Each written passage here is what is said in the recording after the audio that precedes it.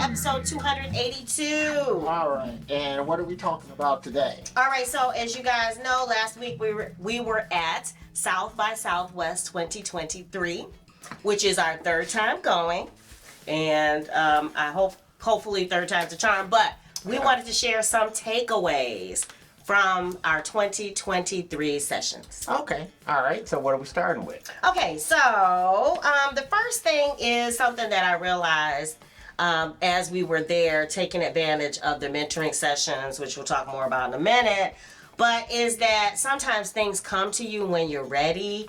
And I mentioned to you that I don't think if we had taken advantage of the mentoring sessions in our first time we went in 2019, I don't believe I would have been prepared to understand how to nurture the relationships that we were creating. Okay. And I know for sure that we've been to other things where we met people and then it's kind of, fell by the wayside as far as our communication with them. Okay. Where we seemed like we might have had a little inroad with a few people. And I know for sure on my part, I did not continue the relationship. Okay. I did not continue to reach out. Okay. So sometimes things come to you when you're ready. And I think now that we've built the muscle of emailing our different lists out regularly, that we're able to kind of take advantage of this opportunity. That makes sense. That's a good one. That we've grown.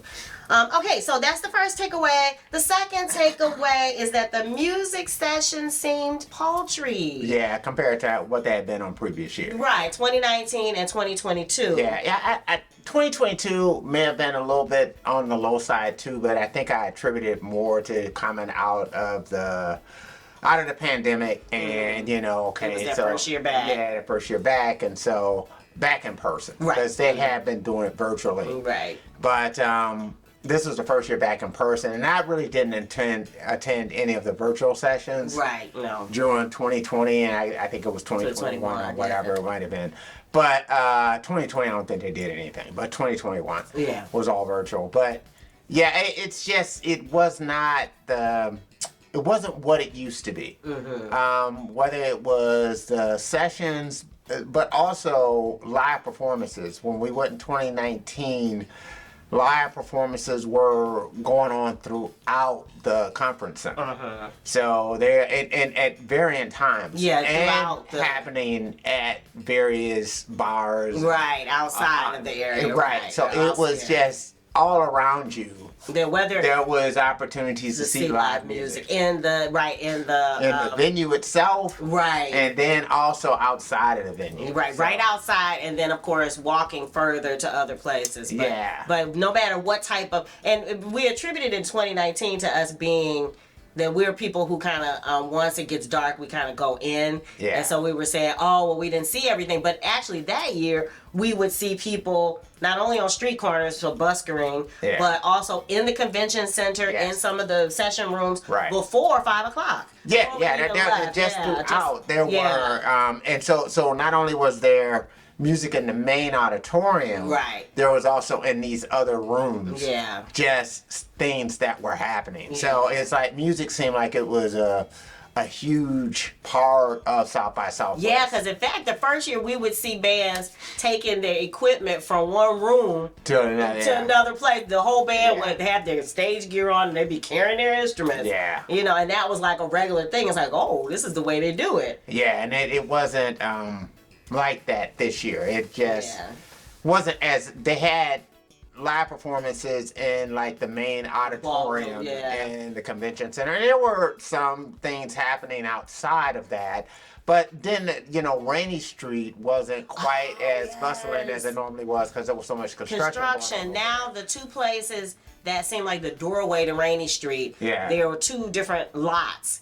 And now they're building high rises. Right. So that's kind of like the entryway. So you kind of have to go through all of that now. Yeah. It's a little bit of a mess, but it's not pedestrian friendly. And it didn't have installations. Last year they actually had things at that corner that were related to South. So even if you didn't go all the way to Rainy Street, you could see it. It kind of invited you over there. Yeah, even 6th Street wasn't as crazy as it had been. I would almost say even as crazy as it was last year. Yeah. It's like this year it was, it was a lot more pedestrian on 6th Street. a lot easier to kind of get past. You know, I can't necessarily speak for how things were at night. Right. You know, it might have been the same way at night or whatever Right. else. And I guess, you know, you can comment below if you kind of was doing the nightlife part of it. Yeah, some people, that's all they do. They go and they just record. Yeah. All the wildness, because 6th Street is like, it's got its own fire. But it seemed like we were really close to the film aspect of it, because Yeah. there was a lot of stuff happening with respect to that. So Yeah. All right, so the next takeaway, which was different than it was before, is that we were happy to connect more with fellow artists. So this is the time we went to the different meetups. Yeah. So we went to different meetups.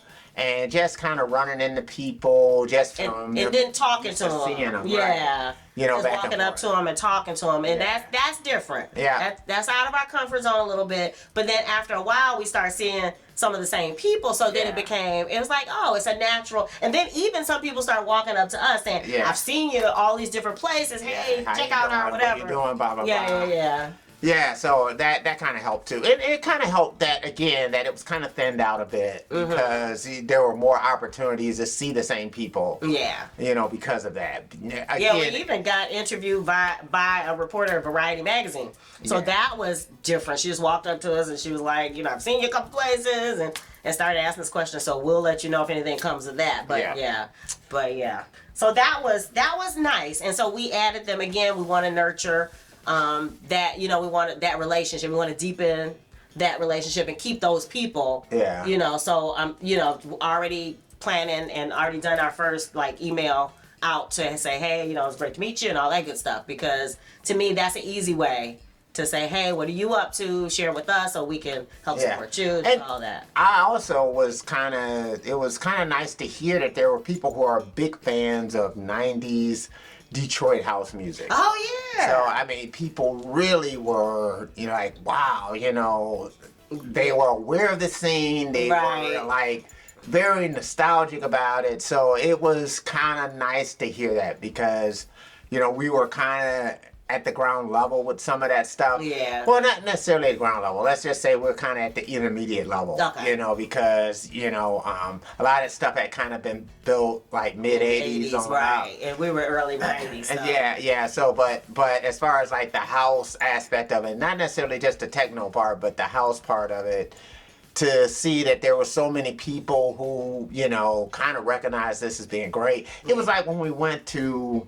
We're in Nashville, right? Mm-hmm. And they had what was it? Oh, the African American Museum. Yeah, the music. And they had Kelly Hand there. Yeah, Kelly Hand, right? That you know, they actually had a whole display for her. Yeah, at that place. So it's always kind of good to see that. I think Stacey Hotwax too. Yeah, Stacey Hotwax. Yeah, you are. They had Underground Resistance. All the rest of those. Yeah. So to see that there's this acknowledgement of what these people did, and as being like the ultimate DIY rock stars. I mean, these are people who came to our studio, and you know, I was always lamenting the fact that we didn't have enough equipment and all the rest of this kind of stuff, and they were like, psh, you got tons of stuff. This is great. They start sending people to our studio to do stuff. And like, shoot, I think it was Agent X or something that sent them over there to do some stuff. Like, do it over there. You know, so it was really kind of good to see that. So. And then finally, something that I kind of touched on before, but we up-leveled our networking with the quote-unquote professionals, which was part of our goal this time. So originally we had set up 14 mentoring sessions. I think we ended up going to 11. There was a couple of weird ones with some of the others, or they overlapped or whatever.